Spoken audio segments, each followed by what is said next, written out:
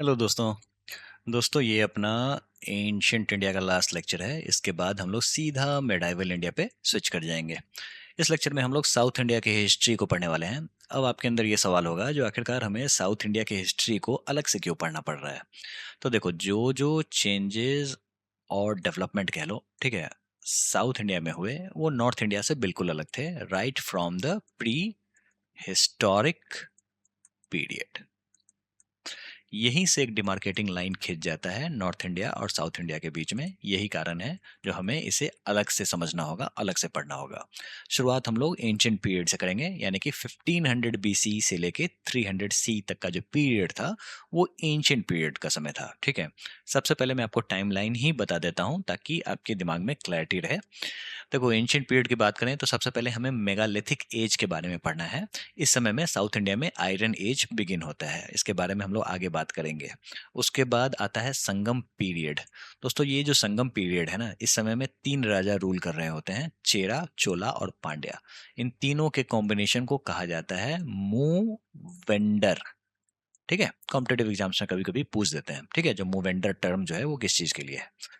उसके बाद बीच में एक तरीके का गैप देखने को मिलता है, एक तरीके की पॉलिटिकल इंस्टेबिलिटी देखने को मिलती है, जिसे हम लोग कहते हैं कालाभ्रा इंटरेग्नम। इंटरेग्नम का मतलब क्या होता है ना, जैसे दो राजा हैं, इन दोनों के शासन काल के बीच में एक तरीके का अगर गैप देखने को मिलेगा तो इसे हम लोग इंटरेग्नम कहेंगे। ठीक है, उसके बाद मेडाइवल पीरियड की बात करें तो पल्लवास और चालुक्य। उसके बाद जो चोला अंपायर हम लोगों ने संगम पीरियड के बारे में डिस्कस किया था, इनका टेरिटोरियल एक्सपेंशन होता है, वो एक तरीके से पावरफुल मैरीटाइम फोर्स बन जाते हैं, जिसकी चर्चा हम लोग मेडिवल पीरियड में करेंगे। उसके बाद विजयनगर अंपायर के बारे में हम लोग मेडाइवल पीरियड में पढ़ेंगे। मॉडर्न पीरियड की बात करें तो किस तरीके से ब्रिटिशर्स हमारे यहाँ आते हैं और आने के बाद ये अपनी कॉलोनीज बसाते हैं। मद्रास प्रेसिडेंसी की बात करेंगे और फिर स्टेट्स का जो ऑर्गेनाइजेशन होता है लैंग्वेज के आधार पे, ये सारी की सारी बातें हमें मॉडर्न पीरियड में पढ़ना है, ठीक है, हिस्ट्री में। तो सबसे पहले हम लोग एंशिएंट पीरियड की बात कर लेते हैं और इसमें हम लोग मेगालिथिक एज और संगम पीरियड के बारे में पढ़ने जा रहे हैं। दोस्तों, याद करो, हम लोगों ने जब पढ़ा था प्री हिस्टोरिक पीरियड के बारे में, सबसे पहले हम लोगों ने देखा था स्टोन एज। स्टोन एज में हम लोगों ने क्या क्या देखा था, तो हम लोगों ने देखा था पैलियोलिथिक एज। उसके बाद एक बीच का ट्रांजिशन था जिसे हम लोग मीसोलिथिक एज से जानते हैं। उसके बाद आता है नियोलिथिक एज। यहां तक तो कहानी सिमिलर थी नॉर्थ इंडिया और साउथ इंडिया के बीच में। चेंजेस यहां से होने लग जाते हैं, ठीक है। नियोलिथिक एज के बाद आपने पढ़ा था चाल्कोलिथिक पीरियड के बारे में। ये एक तरीके का ट्रांजिशन था जहां पे लोगों ने कॉपर का इस्तेमाल करना शुरू किया था, ठीक है। और ये धीरे धीरे कन्वर्ट होके आ जाता है ब्रॉन्ज एज में, जिसे हम लोगों ने इंडस वैली सिविलाइजेशन में अच्छे से कवर किया था। तो ये जो आप चालकोलिथिक पीरियड और ब्रॉन्ज एज देख रहे हो, ठीक है, ये सारी की सारी कहानी सिर्फ और सिर्फ नॉर्थ इंडिया में होती है, साउथ इंडिया में बिल्कुल नहीं होती है। क्यों? क्योंकि साउथ इंडिया में कॉपर होता ही नहीं है। कॉपर आता कहाँ से है? तो दोस्तों, पहले हम लोगों ने कॉपर को सोर्स किया था अरावली रेंज से, ठीक है। और यहाँ पे राजस्थान में आपका था खेतरी माइंस, यहीं से कॉपर आ रहा था, ठीक है। और टिन को हम लोगों ने कुछ लोकली और कुछ अफगानिस्तान से सोर्स किया था। इस तरीके से ब्रॉन्ज एज सामने आया था। अब ये चीजें साउथ इंडिया में थी नहीं, तो साउथ इंडिया नियोलिथिक एज से सीधा आयरन एज पे जंप कर जाता है, ठीक है। था आपका चेंज नंबर 1, ठीक है। दूसरा चेंज क्या था, तो साउथ इंडिया में आपको एक तरीके से मेगालिथिक कल्चर देखने को मिलता है। अब ये मेगालिथिक कल्चर आता कहाँ से है वो इंपॉर्टेंट है।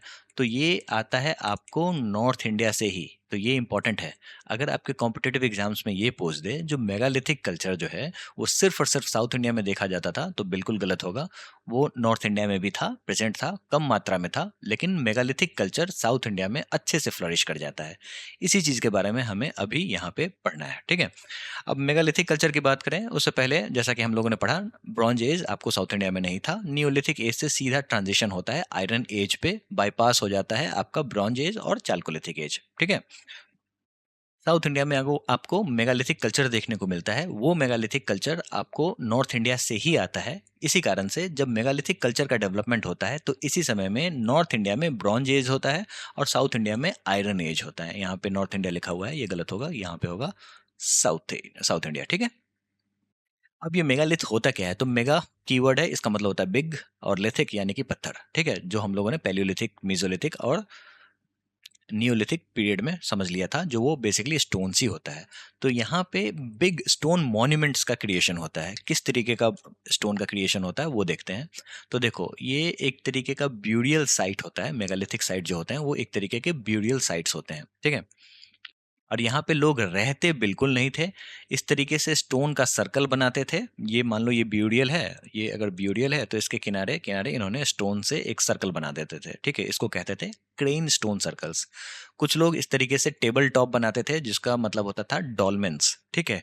और कुछ लोग ब्यूरियल साइट पे इस तरीके के लंबा मन का लंबा पत्थर खड़ा कर देते थे, जिसका मतलब होता था मेनहिर। मतलब मेन से याद रखना आप। ठीक है, मेन, ये मेन की तरह दिखने वाला व्यक्ति है मेनहिर। ठीक है। टॉल अपराइट स्टोन्स, जो कि कैरेक्टरिस्टिक होता है मेन का। इस तरीके से आप याद कर सकते हैं। तो क्या ये मेगालिथिक जो चीजें देखने को मिलती हैं, क्या ये सिर्फ हिंदुस्तान में देखने को मिलती थी? ऐसा बिल्कुल नहीं है, ये पूरे वर्ल्ड में देखने को मिलती थी मेगालिथिक्स। ठीक है। जब आप गूगल पे सर्च करोगे तो आपको बहुत सारे इमेजेस डिफरेंट कंट्रीज के देखने को मिलेंगे। इसके अलावा आपको पॉटरी का भी डेवलपमेंट होता है। ब्लैक एंड रेड वेयर जो होते हैं वो ज़्यादा प्रीडोमिनेंट इस समय में होते हैं। तो इस तरीके का ब्यूरियल ग्राउंड बना दिया जाता था, और इसमें iron arrow heads, spear heads, hoes, sickles और ट्राइडेंट्स डाले जाते थे। ठीक है। इसलिए डाले जाते थे ताकि लोगों को लगता था, ये जो मेगालिथ पीपल जो थे, इनको लगता था जो पुनर्जन्म का कोई कॉन्सेप्ट है, जो व्यक्ति मर गया है उसको पुनर्जन्म में ये सारी की सारी चीजें की जरूरत हो सकती हैं। ठीक है। यहाँ पे जो आप ट्राइडेंट देख रहे हो ना, ये ऐसा कहा जाता है जो हिंदुइज्म में यही जाके आगे शिव जी का त्रिशूल बना था। ठीक है। अब ये जो मेगालिथ लोग थे, ये रहना कहाँ पे पसंद करते थे? तो ये पसंद करते थे आपको हिल वाले एरिया में रहना। ठीक है। तो या तो वो यहाँ रहेंगे या फिर यहाँ रहेंगे। प्लेन वाले एरिया में ये लोग नहीं रहते थे, अवॉइड करते थे। कारण क्या था? तो बेसिकली ये लोग थे पेस्टोरल। इनको प्लेन लैंड से मतलब नहीं था, एग्रीकल्चर से मतलब नहीं था। एग्रीकल्चर तो बाद में डेवलप हुआ। पहली बात ये। दूसरी बात, आपको जो प्लेन एरिया था वहाँ पे थिक फॉरेस्ट था, जो ये लोग अवॉइड करते थे। ठीक है। खेती लिमिटेड थी, ये लोग सिर्फ पैडी और रागी कल्टीवेशन करते थे, लेकिन सिस्टमेटिक ढंग से नहीं करते थे। इसके अलावा आपको अर्न ब्यूरियल्स भी देखने को मिलता था। अर्न ब्यूरियल्स का मतलब होता है, अर्न का मतलब होता है हिंदी में कलश। इस तरीके का पॉट होता है, इसमें दफनाया जाता था, जो आपको तमिलनाडु रीजन में देखने को मिलता है। यहाँ पे आपको मेगालिथिक साइट्स का मैप देखने को मिल रहा है, जिसमें आपने ये चीज़ गौर किया होगा, जो कुछ ऐसे रीजन थे जो कि नॉर्थ इंडिया में भी मेगालिथिक साइट्स थे। जैसे जगती आपको यहाँ पे देखने को मिल रहा है, अमरावती, जूनापानी। ठीक है। साउथ इंडिया की बात करें तो ब्रह्मगिरी और मास्की कर्नाटका में है, और यहाँ पे अच्छा खासा आपको मेगालिथ देखने को मिलेगा। इसके अलावा इनका कॉन्सेंट्रेशन ईस्टर्न आंध्र प्रदेश, तमिलनाडु, केरला सभी जगह था। ठीक है। और कृष्णा और गोदावरी नदी के किनारे, मतलब उनके डोआब रीजन में, उनके पूरे एरिया में, कैचमेंट एरिया में अच्छा खासा मेगालिथिक साइट देखने को मिलता है, क्योंकि जो मेगालिथिक लोग थे वो नदी के किनारे रहना पसंद करते थे। ठीक है। अब बात कर लेते हैं ट्रांजिशन की। ट्रांजिशन में क्या होता है ना, जो शुरुआत होती है क्रिश्चियन एरा की, यानी कि 1 AD। इसके बाद जो ट्रेडर्स होते हैं वो पहुंचते हैं साउथ इंडिया, जो कि जैन बुद्धिस्ट मिशनरीज होते हैं और कनकरर्स होते हैं। और फिर धीरे धीरे आपको एग्रीकल्चर में बदलाव होता है। अब कल्टीवेशन पैडी का जो होता है वो वेट पैडी कल्टीवेशन होता है। आपको पता होगा जो पैडी जो है वो वाटर ग्रजलिंग क्रॉप है। इसे अगर भरपूर मात्रा में पानी मिले तो ये अच्छा खासा पैदावार करके देता है। उसके बाद विलेज का फॉर्मेशन होता है, और इसी के साथ साथ सोशल क्लास और ऑर्डर्स तैयार होते हैं। और धीरे धीरे धीरे धीरे ये एक स्टेट सिस्टम में कन्वर्ट होता है, जिसके बारे में हम लोग आगे बात करेंगे। और बात करते हैं संगम पीरियड की। सबसे पहले आपको ये याद रखना है, जो संगम पीरियड कब के समय का पीरियड है, क्योंकि कॉम्पिटिटिव एग्जाम्स में ये अक्सर सवालों के रूप में पूछा जाता है। तो वो है 3rd सेंचुरी BC से लेके 3rd सेंचुरी AD तक। दोस्तों, पूरे लेक्चर में जो कॉम्पिटिटिव एग्जाम्स में ज़्यादातर सवाल पूछे जाते हैं वो मैं आपको बताता रहूँगा, इससे आपका ध्यान बना रहेगा। और जब आप रिवाइज करोगे तो ये चीज़ें आप ऑटोमेटिकली फोकस करोगे। संगम का मतलब क्या होता है? तो संगम का मतलब होता है संघ। ठीक है, तमिल फॉर्म ऑफ संस्कृत। ठीक है। और संघ का मतलब होता है एसोसिएशन। ठीक है। किस प्रकार का एसोसिएशन? तो ये एक तरीके का लिटरेरी एसोसिएशन था जिसको पैट्रोनेज दिया था पांड्यन किंग्स ने। पांड्यन किंग कौन थे? तो चेरा, चोला, पांड्या, 3 राजा जो थे उसमें से पांड्यन जो थे सबसे पुराने कहे जाते थे और इन्होंने ही सबसे पहले संगम पीरियड की शुरुआत की थी, ठीक है? और तीनों राजा जो थे उनके किंगडम्स को मूवेंडर कहा जाता था, जो मैंने आपको शुरुआत में ही बताया था। अब बात कर लेते हैं जो ये 3 संगम हुए थे, बहुत ही इंपॉर्टेंट है, कॉम्पिटिटिव एग्जाम्स में सवाल आते हैं, ठीक है? 3 संगम यानी 3 सभा, और इस समय में आपको बड़े-बड़े पोएट्स वगैरह बैठते हैं और उन्होंने लिटरेरी वर्क क्रिएट किए थे और वो आज तक पढ़े जाते हैं। पहला संगम मदुराई में हुआ था और कहा जाता है जो जिस जगह पे हुआ था वो आज पानी में है, वो डूब गया है, ठीक है? प्री हिस्टोरिक है, लेजेंडरी है, इसके बारे में सिर्फ कहावत ही बची हुई है, चीजें खत्म हो चुकी हैं, कोई लिटरेरी वर्क नहीं है।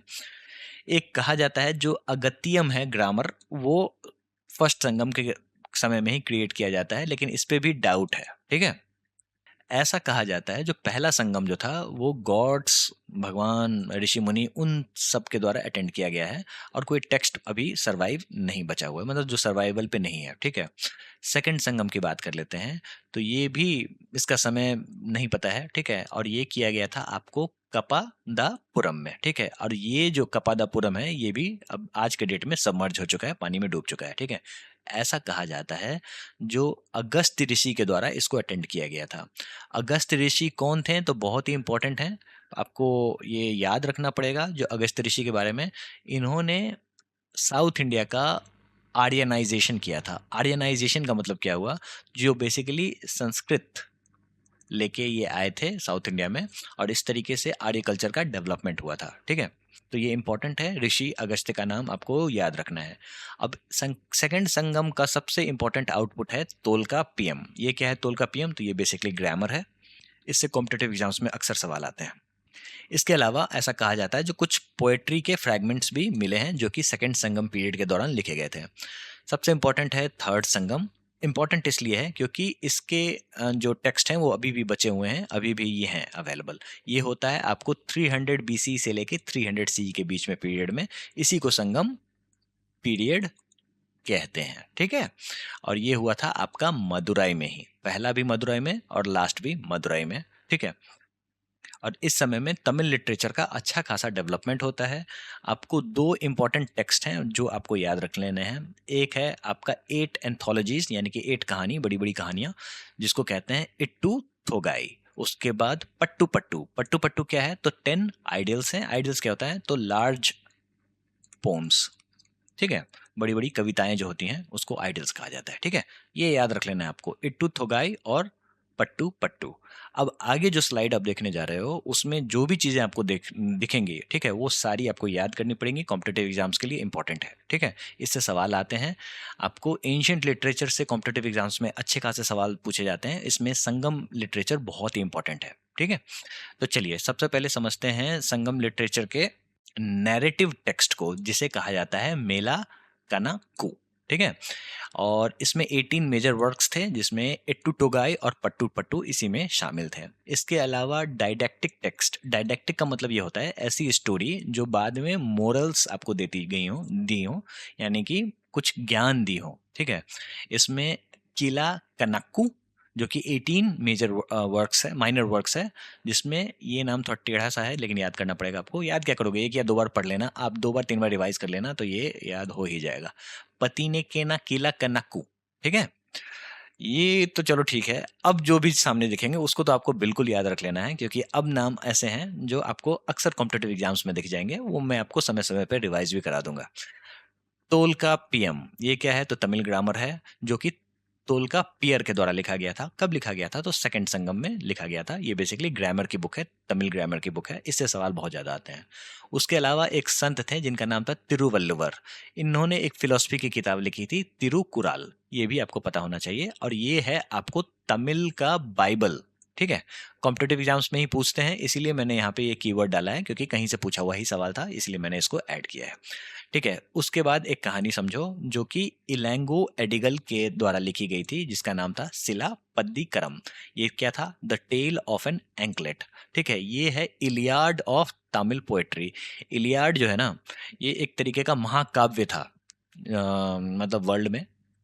इसीलिए इसको कंपेयर करके लिखा गया है, जो तमिल पोएट्री का आपका महाकाव्य था शिलापट्टिक्रम। इलियाड जो है वो ओडिसी के द्वारा लिखा गया था। यहाँ पे शिलापट्टिक्रम आपको याद रखना है। ये है कहानी किस चीज़ की? तो एक एंकलेट की कहानी है। एंकलेट क्या होता है? तो पाजेब जिसको कहते हैं ना, उसकी कहानी है, जो पैरों में पहनते हैं ना। कहानी क्या है वो भी सुन लो। देखो, एक राजा रहता है, उसका नाम राजा रहता है नहीं, एक मर्चेंट रहता है, उसका नाम था कोवलम। ठीक है, इसकी पत्नी रहती है कन्नगी। ठीक है, कोवलम एंड कन्नगी की कहानी है। कोवलम और कन्नगी दोनों बाहर जाते हैं, और कोवलम कन्नगी को एक पाजेब गिफ्ट में देता है। ठीक है, और बाद में ऐसा कोवलम पे इल्जाम लगा दिया जाता है जो वो राजा के यहाँ से चुराई हुई पाजेब है। ठीक है, और राजा ऐसा फैसला निकालता है जो कोवलम को फांसी दे दी जाए, और कोवलम मर जाता है। इसके बाद कन्नगी गुस्सा होती है, और गुस्सा होने के बाद वो पहुंच जाती है राजा के पास इस तरीके से, और वो पाजेब फेंक के मारती है। और राजा को एहसास होता है जो ये बेसिकली कोवलम में नहीं चुराई थी, लेकिन तब तक बहुत देर हो चुकी रहती है, और उस समय तक कन्नगी जो होती हैं वो पूरे के पूरे मदुरै टाउन को जला देती हैं। ठीक है, तो ये है कहानी शिलापतिक्रम की, यानी कि the tale of an anklet. इसी का सीक्वल है मनी मेघलाई। यहाँ पे आपको बुद्धिस्ट इन्फ्लुएंस देखने को मिलेगा, और ये मनी मेघलाई लिखी गई थी सिथेलाई सथेनर के द्वारा। ठीक है, ये सिथेलाई सथेनर, ये नाम याद रख लेना, मनी मगलाई मेघलाई और शिलापतिक्रम, जो कि इलांगो अडिगल के द्वारा लिखी गई थी, जो कि इलियाड ऑफ तमिल पोएट्री है। ठीक है, मनी मेघलाई में ये एक महिला रहती है, वो बेसिकली माधवी की बेटी रहती है। अब माधवी कौन है? तो माधवी कोवलम का माधवी से शायद कोई चक्कर चलता था। ठीक है, और उसी की बेटी थी मनी मेघलाई। तो कहानी थोड़ी कंफ्यूजिंग है। देखो, कोवलम की पत्नी कन्नगी, ठीक है, कोवलम का चक्कर चलता था आपको माधवी से। माधवी की बेटी मनी मेघलाई की कैरेक्टर थी। ठीक है, और इसमें बुद्धिस्ट इन्फ्लुएंस देखने को मिलता है। बेसिकली इसकी जो बेटी रहती है वो बहुत ही ज़्यादा दयालु रहती है। यही सब, यही कहानी है। ठीक है, उसके बाद सिवागा सिंदामणि, ये क्या है? तो जैन वर्क बाय तिरु टक्क देवर। ये भी पता होना चाहिए आपको, कभी कभी कॉम्पिटेटिव एग्जाम्स में पूछ देते हैं। अब जो भी बार बार कॉम्पिटेटिव एग्जाम्स में पूछते हैं उसी को मैंने यहाँ पे इंक्लूड किया है, इसीलिए इसको आपको एक या दो बार, तीन बार तो जरूर रिवाइज करना चाहिए एग्जाम देने से पहले। बात कर लेते हैं the three early kingdoms dynasties, यानी कि चेरा चोला पांड्या के बारे में, जिसे मूवेंडर भी कहा जाता है। देखो दोस्तों, ये थे चेरा, ये थे पांड्या, ये थे चोला। चेरा कहाँ पे रूल कर रहे हैं? तो प्रेजेंट डे केरला है ना, उस एरिया में ये रूल कर रहे हैं, जैसा कि आप यहाँ पे इमेज में देख सकते हैं। पांड्या कहाँ पे रूल कर रहे हैं? तो कुछ एरिया केरला का है, कुछ एरिया तमिलनाडु का है। चोला कहाँ पे रूल कर रहे हैं? तो कुछ एरिया तमिलनाडु का है। ठीक है, इन्हीं के बारे में हमें पढ़ना है। चोला के बारे में तो हम लोग मेडाइवल पीरियड में अच्छे से पढ़ेंगे, जब चोला नेवल सुपर पावर बन जाता है। ठीक है, चोला किंगडम जब नेवल सुपर पावर बन के सामने आता है सेकंड फेज में, तो उसे हमें मेडाइवल इंडिया में पढ़ना है। शुरुआत करते हैं चेरा किंगडम से। इन्हें केरला पुत्र भी कहा जाता है। इमेज में देख लो, ये केरला वाला जो रीजन है वही है। ठीक है, और टेरिटरी की बात करें तो Kerala plus some part of Tamil Nadu, जैसा कि हम लोगों ने डिस्कस किया। इसका कैपिटल था वंजी, करूर। मेजर पोर्ट्स थे इसके म्यूजिरिस, क्रैनगोर, तोंडी। एम्बलम बड़ा इंपॉर्टेंट है, बो एंड एरो। याद कराऊंगा मैं, कोई निश्चिंत रहो। ठीक है, बस चीजों को समझो। उसके बाद इंपॉर्टेंट रूलर की बात करें तो इसके इंपॉर्टेंट रूलर थे उदयंजरल। ठीक है, ये इन्होंने, ऐसा कहा जाता है, कहावत है, जो कुरुक्षेत्र में जो लड़ाई हुई थी उन्होंने दोनों साइड के आर्मी को इन्होंने खाना पीना दिया था। सबसे इंपॉर्टेंट रूलर चेरा किंगडम के हैं सेंगुतवन। इससे सबसे ज्यादा सवाल आता है। इनको रेड चेरा भी बुलाया जाता है, और ये ग्रेटेस्ट रूलर थे, ऐसा कहा जाता है, जो ये इन्होंने गंगा को पार किया था। और इसके अलावा इन्होंने पट्टिनी कल्ट की स्थापना की थी। याद करो, वही कन्नगी जिसका जिक्र हम लोगों ने ऑलरेडी किया था शिलापतिकरम में। तो कन्नगी जो थी वो चैस्टिटी की देवी थी। ठीक है, और इसीलिए उनकी पूजा की जाती थी, और इसकी शुरुआत इन्होंने की थी सेंगुटवन ने। ठीक है, और ये पहले ऐसे व्यक्ति थे जिन्होंने चाइना में अपनी एम्बेसी भेजी थी, अपने दूत भेजे थे। इसके अलावा इनका रोमन कनेक्शन भी था। रोमन कनेक्शन किस लिए था? तो देखो, ये जो रोमन लोग थे ना, उनको काली मिर्च बहुत ही पसंद थी। ठीक है, यवन प्रिय थे। यवन प्रिय, हिंदी में लिख दे रहा हूं मैं, यवन प्रिय। और यवन क्या है? तो बेसिकली काली मिर्च थी, वो एक तरीके की लग्जरी थी रोमन्स के लिए। चेरा उसको सप्लाई किया करते थे। तो चेरा का पोर्ट हुआ करता था म्यूजिरिस पोर्ट। यहाँ पे रोमन्स ने 2 रेजिमेंट्स बसाए थे। ठीक है, इसके अलावा टेम्पल ऑफ अगस्तस भी चेरा के द्वारा बनाया गया था। कहाँ पे? तो म्यूजियरिस में। इंपॉर्टेंट है, पूछते हैं, याद रख लेना, इसलिए मैंने हाईलाइट कर दिया है, ठीक है। और रोम के साथ इनका अच्छा खासा ट्रेड तो था ही था। वो रोम का ट्रेड बाकी लोगों के साथ भी था, लेकिन इनका भी अच्छा खासा था। चलिए, अब इस इमेज की सहायता से हम लोग याद रखेंगे। यहाँ पे आपको दिख रहे हैं चेरा किंग, जिनका नाम था सेंगुट्टवन, ठीक है। अब पीछे का जो सीन, अब जो वन देख रहे हो, वो बेसिकली वन है वेस्टर्न घाट। वेस्टर्न घाट के बारे में हम लोग ज्योग्राफी में अच्छे से पढ़ेंगे, बस समझ जाओ ये बहुत ही घना वन है। इससे आपको एक चीज याद रखना है, वंजी, वंजी करूर इनका कैपिटल हुआ करता था, ठीक है। इसके अलावा ये जो चेरा किंग है, ये पट्टिनी की याद में, मतलब पट्टिनी कल्ट को फॉलो करते थे, तो ये रही पत्तिनी, जो इमेज आप देख सकते हैं। ये बेसिकली कन्नगी की पूजा की जाती थी, तो इसी को ये लोग याद कर रहे हैं, और ये जंगल में पहुंच गए हैं शिकार करने के लिए। किस चीज से शिकार करेंगे, तो बो एंड एरो से। ये बेसिकली चेरा लोगों का सिंबल हुआ करता था, कॉम्पिटेटिव एग्जाम्स में पूछते हैं, ये सवाल इंपॉर्टेंट है, ठीक है। अब ये जो चेरा किंग है, जिनका नाम है सेंगुटवन, ये बेसिकली पीनट जो होता है ना, उसको मराठी में सेंग दाना कहते हैं, ठीक है।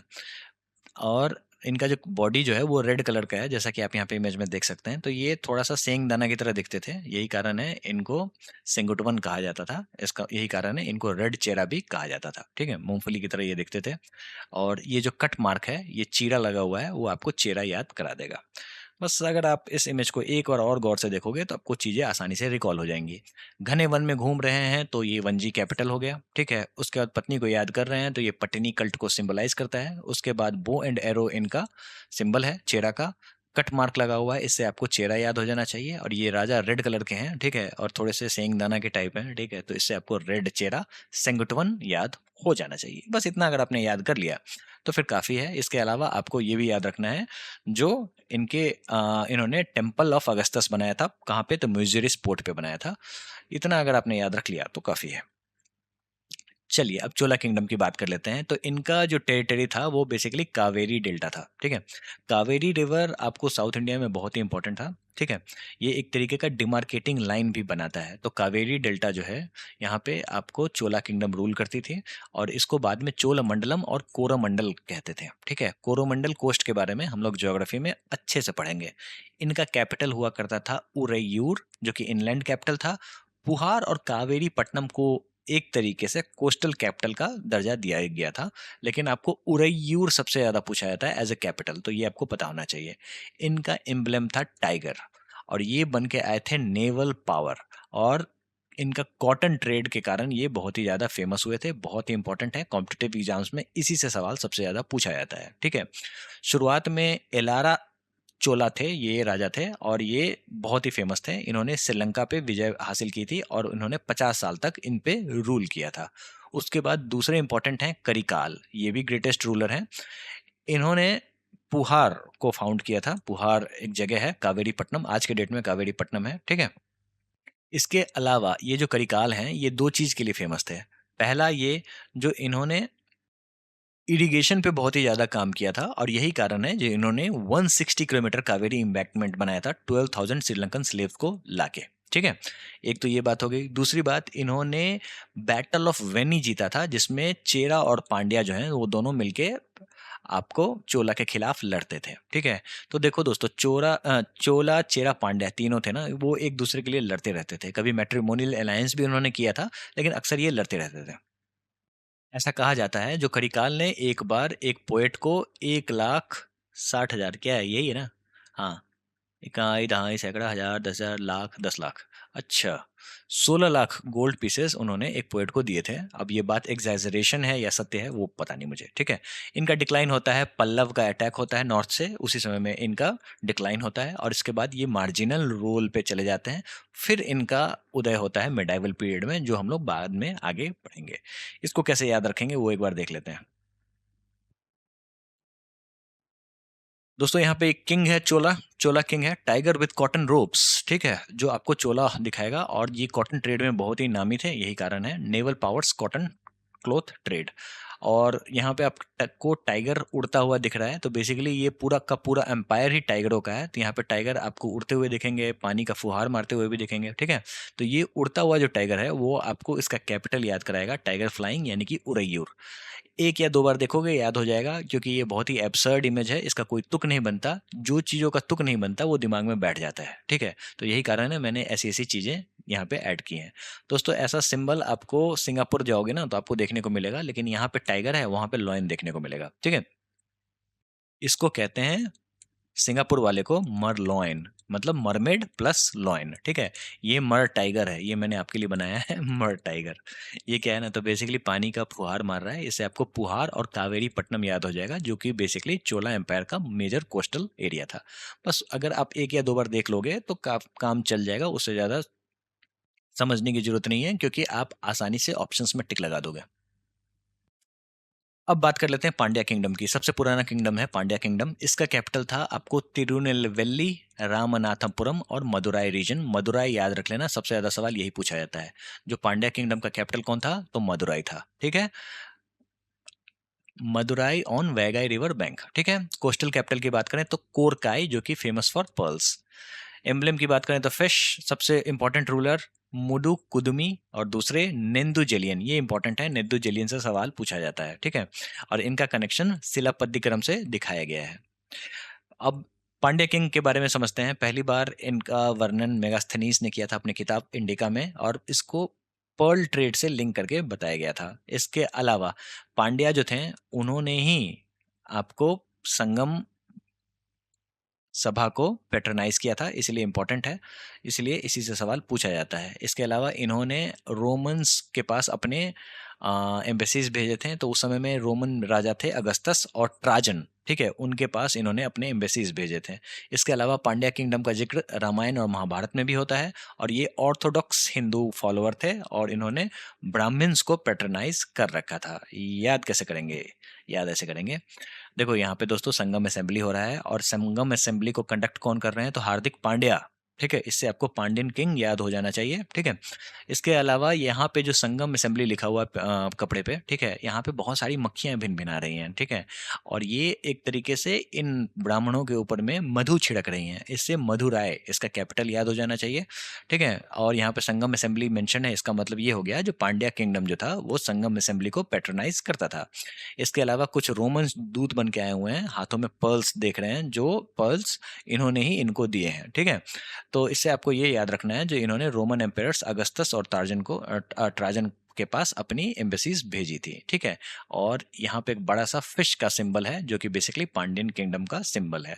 एक या दो बार देखोगे काम बन जाएगा। जब मैं आपको एमसीक्यूज कराऊंगा तो ये सारी चीजें आपको आसानी से रिकॉल होने लगेंगी। चलिए अब बात कर लेते हैं ज्योग्राफी की। दोस्तों ये जो आप स्लाइड देख रहे हो ना, अगर आप ऐसे एग्जामिनेशन की तैयारी कर रहे हो जहाँ पे जीके बहुत ही ज़्यादा महत्वपूर्ण है, जैसे मान लो अगर एसएससी की बात करें तो आपको डिफरेंट चीज़ें पढ़नी पड़ती हैं, जैसे आपको मैथ्स पढ़ना पड़ता है, रीजनिंग पढ़ना पड़ता है, इंग्लिश पढ़ना पड़ता है, उसके बाद एक सेगमेंट है जीके का। लेकिन कुछ ऐसे एग्जामिनेशन होते हैं जहाँ पे जीके मेजर प्लेयर होता है, जैसे सीडीएस एग्जामिनेशन हो गया, सीएपीएफ हो गया, यूपीएससी हो गया, तो वहां पे ये चीजें काम आएंगी आपको, ठीक है। तो दो आगे के जो दो स्लाइड हैं वो आपको हायर एग्जामिनेशन के लिए हैं। तो देखो ऐसा है ना, जो आपको संगम एज में थिनाई सिस्टम चलता था, ये क्या था, तो बेसिकली 5 फोल्ड लैंड डिवीजन था, ठीक है। जिस तरीके से ज्योग्राफी होता है लैंड का, तो उसमें कौन लोग रहते थे, कौन से ट्राइब के लोग रहते थे, उसके बेसिस पे यहाँ पे एक तरीके का आपको डिवीजन देखने को मिलेगा। कुरुंजी, कुरुंजी पीपल कौन थे, तो जो हिल्स और फॉरेस्ट में रहते थे, इनके चीफ डीटी भगवान होते थे आपको मुरुगन। ये लोग हंटिंग करते थे और हनी कलेक्शन करते थे।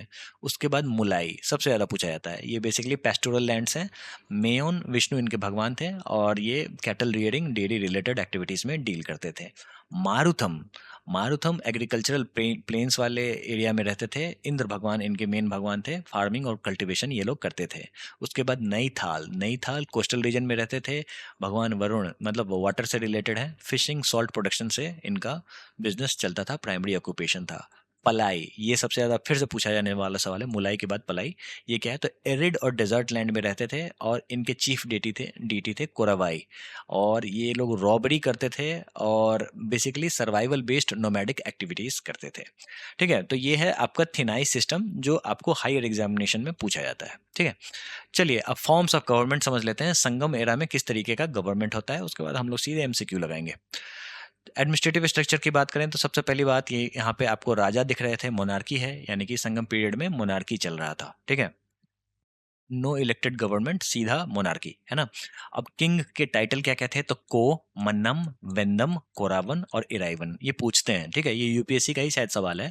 जो को, मन्नम, वेंदन, कोरावन और इराइवन जो है वो किस चीज से रिलेटेड टर्म है? तो ये बेसिकली किंग के टाइटल्स थे संगम एज में। ठीक है? रॉयल कोर्ट को अवाई कहते थे। एडमिनिस्ट्रेटिव डिवीजन समझ लो, किंगडम लेवल पे इसको मंडलम कहा जाता था, प्रोविंस लेवल पे इसको नाडु कहा जाता था। एक या दो बार देखोगे याद हो जाएगा, तमिलनाडु से आप रिलेट कर लेना, टुल्लू नाडु तमिलनाडु, है ना? उसके बाद टाउन को उर कहा जाता था। ठीक है? पूछते हैं ये सवाल। उसके बाद Perur big village, Sirur small village और मुदुर ओल्ड विलेज। दोस्तों चोला एम्पायर जो है ना, उसकी सबसे बड़ी खासियत ये थी जो यहाँ पे विलेज एडमिनिस्ट्रेशन था, और ये अक्सर आपको कॉम्पिटेटिव एग्जाम्स में सवालों के रूप में दिख जाएगा। सबसे ज्यादा सवाल इसी से पूछे जाते हैं। विलेज असेंबलीज की बात करें तो इसको मनराम कहते हैं, यानी कि लोकल असेंबलीज एडमिनिस्ट्रेशन कहा जाता है। अब बात कर लेते हैं जो ऑफिशियल्स कैसे क्या थे। तो देखो, ऑफिशियल्स को कहा जाता था पंच महासभा, जिसमें अमायचर जो कि होते थे मिनिस्टर्स, पुरोहितर प्रीस्ट, दूतर एनवॉयज, सेनापतियार कमांडर और ओरार स्पाइस। देखो ये ओरार जो है ना, इससे सवाल अक्सर पूछा जाता है। ठीक है? इसके अलावा बाकी के नाम आपको कॉमन ही हैं, कुछ मतलब संस्कृत टेक्स्ट हैं तो आप फिगर आउट तो कर लोगे, जैसे दूत, दूत से एनवॉय, पुरोहित इससे प्रीस्ट। ठीक है? तो ये सारी चीजें, सेनापति इससे कमांडर, तो कोई बड़ी चीज तो है नहीं। उसके बाद रेवेन्यू सिस्टम इंपॉर्टेंट है, आपको कराई और वेरियर पता होना चाहिए, सबसे ज्यादा सवाल इसी से पूछा जाता है। कराई का मतलब होता है लैंड टैक्स, वेरियर का मतलब होता है टैक्स कलेक्टर। ठीक है? इसके अलावा वेरियम क्या होता है? तो टेरिटरी यूनिट यील्डिंग टैक्स। ठीक है? तो वेरियम से वेरियर टैक्स कलेक्ट करता है। ठीक है? लैंड टैक्स क्या होता है? तो कराई। तो कराई का मतलब होता है, हिंदी में आपने सुना होगा कर, कर का मतलब होता है टैक्स, तो इससे रिलेट कर लेना। ठीक है? इसके अलावा इराई क्या होता है? तो जो भी फ्यूडिटरीज होते हैं ना, उनको जो ट्रिब्यूट दिया जाता है, और जब वो युद्ध जीत के आते हैं तो फिर उसके लिए वॉर बूटी जो दिया जाता है उसको इराई कहते हैं। इसके अलावा उगलू क्या है? तो कस्टम ड्यूटीज हैं, इससे सवाल पूछे जाते हैं। और इरावो क्या है? तो एक्स्ट्रा डिमांड फोर्स गिफ्ट। ठीक है? दोस्तों इस रीजन में प्रिमिटिव ट्राइब्स भी पहले से रहते आ रहे थे, वो थे आपको तोड़ास। कॉम्पिटेटिव एग्जाम्स में पूछते हैं जो तोड़ा जो है वो कहाँ के ट्राइब्स हैं। जब मैं आपको स्ट्रेटेजी के में ट्राइब्स पढ़ाऊंगा तो ये सारी चीजें भी पढ़ाऊंगा। ठीक है? तोड़ास, इरुलास, नागास, वेडेयार्स, ठीक है, इसी पीरियड में रहते थे। तोड़ा तमिलनाडु, इरुला तमिलनाडु, ऐसे भी आप याद रख सकते हो। ठीक है? सबसे ज्यादा तोड़ा और इरुला से सवाल आते हैं, दोनों तमिलनाडु के ट्राइब हैं, याद रख लेना। सोसाइटी की बात कर लें तो फोर फोल्ड डिवीजन था, ये इंपॉर्टेंट है, इसको पता होना चाहिए। अरासर का मतलब होता है रूलिंग क्लास, अथानर का मतलब होता है ब्राह्मण्स, प्रीस्ट एंड पोएट्स, वानिगर ये ट्रेड्स एंड मर्चेंट को कहा जाता था, और वेलालार ये थे एग्रीकल्चर और रिच पेजेंट्स। स्थिति क्या थी महिलाओं की, वो भी इंपॉर्टेंट है, तो इनको कंसिडरेबल फ्रीडम दिया जाता है। इसके अलावा ये अपनी जिंदगी लाइफ पार्टनर चूज कर सकती थी, लेकिन सती प्रथा जो थी वो अपर कास्ट में चलती थी, अपर सोसाइटी में चलती थी। विडो रिमैरेज बिल्कुल नहीं था, इसको प्रोहिबिट कर दिया गया था। और कुछ फीमेल पोएट्स हैं जो कॉम्पिटेटिव एग्जाम्स के लिए इंपॉर्टेंट हैं, वो हैं अवैयार, नचचेलियर और ककई पडिनियार। ये सारे के सारे संगम में इन्होंने कंट्रीब्यूट किया था। ठीक है? तो ये सारे के सारे फीमेल पोएट्स हैं जिन्होंने संगम पीरियड में, संगम सभा में जो जितने असेंबलीज बुलाई गई थी उन्होंने इन्होंने इसमें कंट्रीब्यूट किया था। अब पहुंचते हैं लास्ट, यानी कि कालभ्रा इंटरेग्नम। सबसे पहली बात, ये एक मिस्टीरियस डायनेस्टी है। ठीक है?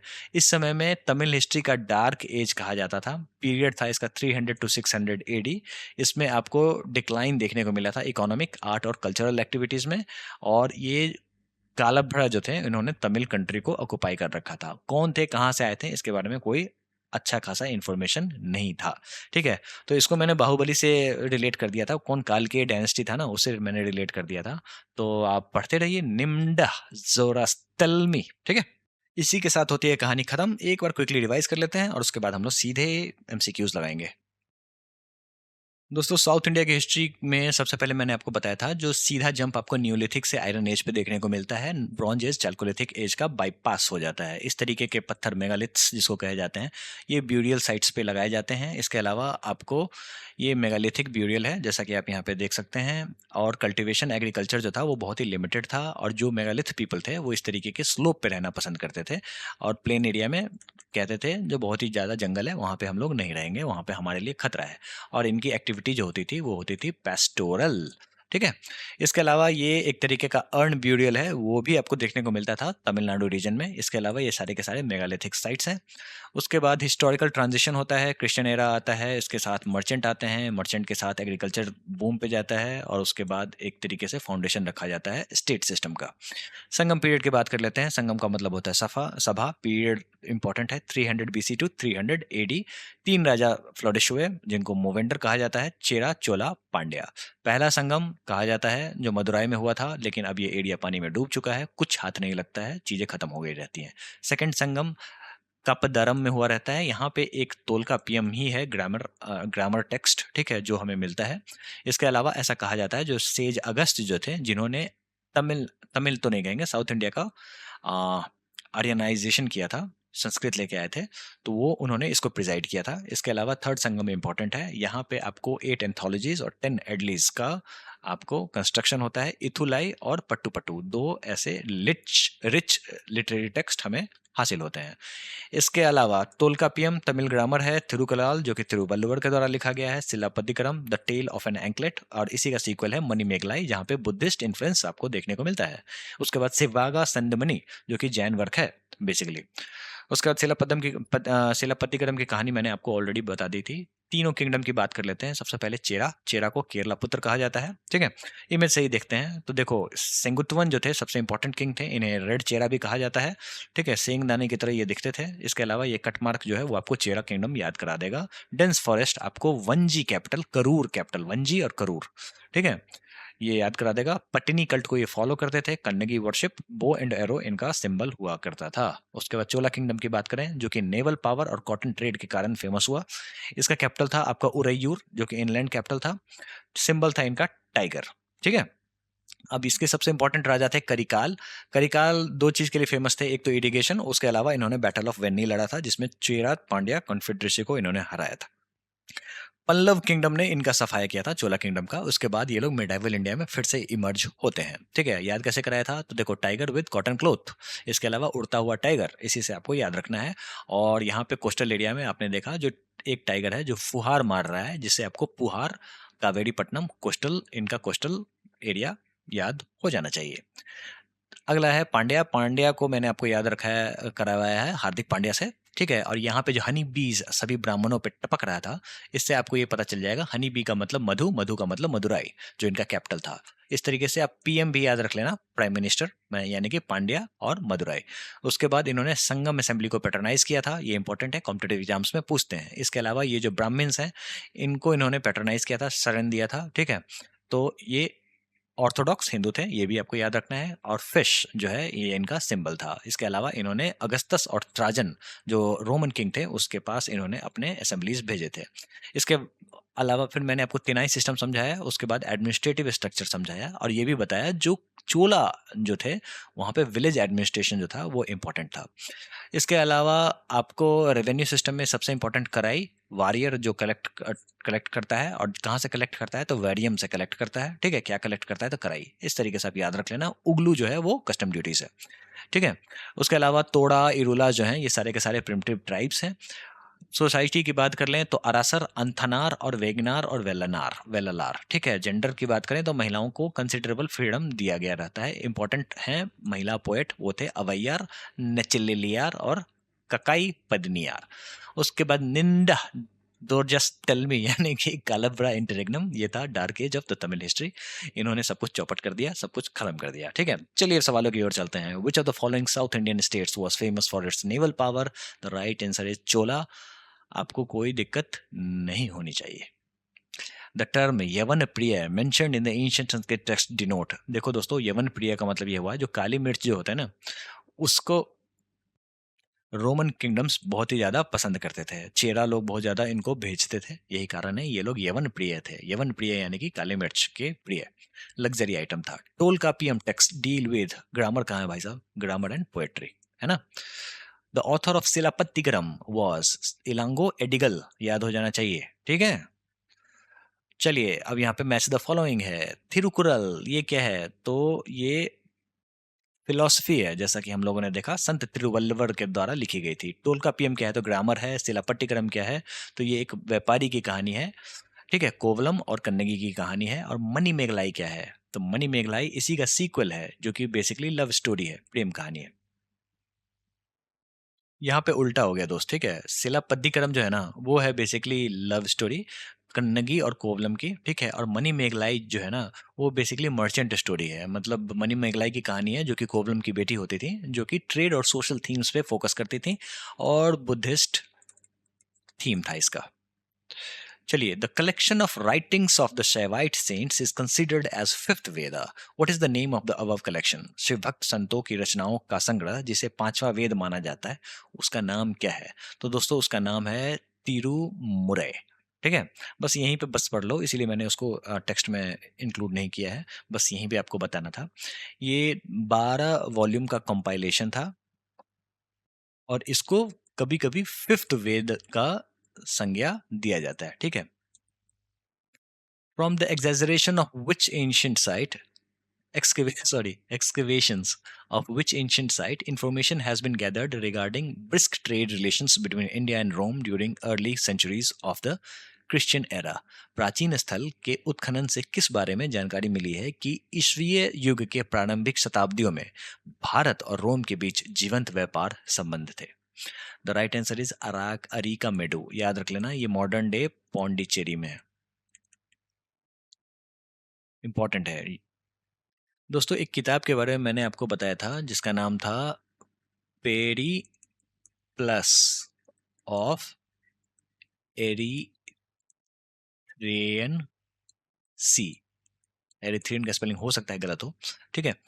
तो इसमें इस चीज को कहा गया है, पौंडीचेरी को कहा गया है पोडुके। ये बहुत ही इंपॉर्टेंट साइट था। यहाँ से पौंडीचेरी से रोम की ओर ट्रेड किया जाता था। इंपॉर्टेंट है, यही कारण है जो पौंडीचेरी, जिसको अरिकमेडु कहते हैं, यहाँ पे आपको रोमन कुछ कुछ चीजें मिली थी, जिसमें से एक इमेज मिला था जिसमें रोमन किंग की फोटोग्राफ थी। यही सारी चीजें मिली थी।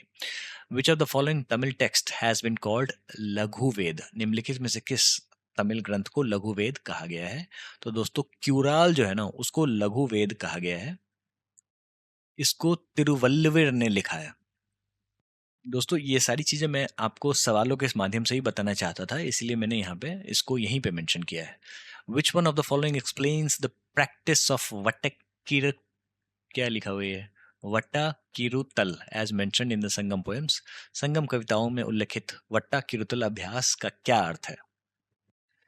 तो दोस्तों इसका मतलब ये हुआ, जो युद्ध में जो पराजित राजा था ना, वो तब तक उपवास रखता था जब तक उसकी मृत्यु ना हो जाए। आपने जैन फिलॉसफी में देखा होगा, मतलब जब हम लोगों ने जैनिज्म के बारे में पढ़ा था, तो वहां पे हम लोगों ने सल्ले खाना का जिक्र किया था और संथारा का जिक्र किया था, ठीक है? तो ये वट्टा किरुतल भी यही चीज है। चलिए आपको मैच द फॉलोइंग करना है। आई होप ये आप कर पाओगे, ठीक है? चलिए गुप्तकाल, चंडेला, चालुक्य, पल्लव, बादामी, पन्नामलाई, खुजराहो, देवगढ़। दोस्तों देवगढ़ गुप्ता पीरियड में टेम्पल आर्किटेक्चर था। यहाँ तक कि जब टेम्पल आर्किटेक्चर ठीक से डेवलप भी नहीं हुआ था, तभी देवगढ़ मंदिर का निर्माण हुआ था। तो दिस इज गुप्ता। उसके बाद खुजराहा, चंडेल, इसके बारे में हम लोग मेडाइवल पीरियड में पढ़ेंगे। उसके बाद चालुक्याज और बादामी, आपको इतना तो पता होगा ही होगा। और उसके बाद पल्लव से पन्ना मलाई, इन सभी के बारे में आगे पढ़ेंगे। उरैयूर किस चीज के लिए फेमस था भाई साहब? उरैयूर जो था, वो कॉटन ट्रेड के लिए जाना जाता था। चोला एम्पायर के अंतर्गत ये आता था, ठीक है? Which river was the life line of the Pandya state? दोस्तों वेंगी रिवर जो था ना, वो आपको पांड्या स्टेट का लाइफ लाइन कहा जाता था। बहुत ही फर्टाइल था और पूरे पांड्या स्टेट को ये पानी सप्लाई करता था। Third Sangam was held at Madurai. पहला और जो तीसरा संगम था, वो आपको मदुराई में हुआ था। The sage who is said to have Aryanized south India was, वह ऋषि जिसने दक्षिण भारत को आर्यकृत किया, वो कौन था? सेज अगस्त्य, ठीक है? जो हम लोगों ने सेकंड संगम में इनके बारे में पढ़ा था। चलिए, मैच द फॉलोइंग है: चालुक्य, पल्लव, हर्ष, पांड्या, मदुरै, कन्नौज, बादामी। 3 ही ऑप्शन है, चौथा कहाँ है? ठीक है, तो चलिए कोई बात नहीं, इसी से सॉल्व करेंगे। सबसे पहली बात, चालुक्याज ऑफ बादामी। पल्लव की बात कर लेते हैं। तो पल्लव का कैपिटल था आपको कांचीपुरम, ऑप्शन में तो है नहीं। हर्षवर्धन की बात कर लेते हैं, तो हर्षवर्धन कन्नौज, इन्होंने कैपिटल को स्विच किया था, थानेश्वर टू कन्नौज। और पांड्या की बात करें तो पीएम यानी कि मदुराई, वो शहद टपकता हुआ मैंने आपको बताया था, ठीक है। बस पीएम भी याद रख लोगे तो आपका काम चल जाएगा।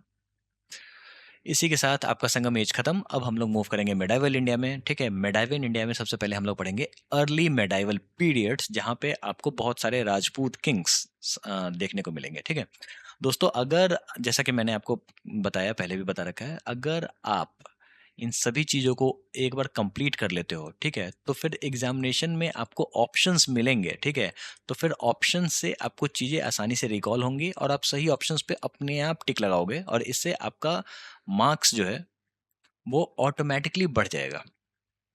तो आप लेक्चर को देखिए, फिर उसके बाद क्विज लगाइए और फिर मैं आपको रिवाइज भी करा दूंगा। उसके बाद एग्जाम देने जाइए और फिर आपको बम्पर मार्क्स आएंगे। And I wish you best of luck for examination. मिलते हैं नेक्स्ट लेक्चर में। Thank you very much.